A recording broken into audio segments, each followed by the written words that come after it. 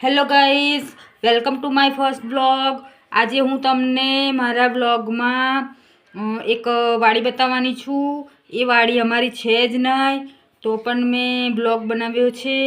તો તમે વિડીયો પૂરો જોજો અને મારી યુટ્યુબ ચેનલને સબસ્ક્રાઈબ કરજો અને ફેસબુક પર હોય તો ફોલો કરજો।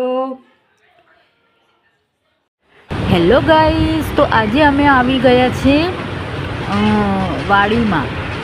આ વાડીમાં તમે જોઈ શકો છો લીલા સરગવાના ઝાડ છે। એ ખૂબ મોટા મોટા ઝાડ છે।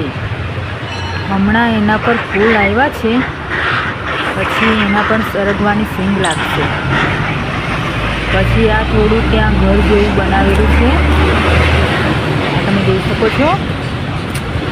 અને આ છે લીંબુનું ઝાડ, આની પર નાના નાના લીંબુ પણ લાગ્યા છે, એ હું તમને હમણાં બતાવું છું।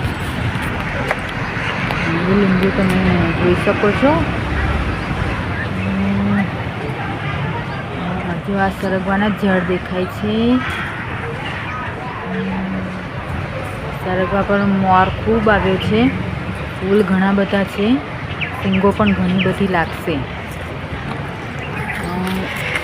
આ છે લીંબુનું ઝાડ, જે મેં તમને હમણાં કીધું હતું કે અહીં લીંબુ ઘણા બધા છે।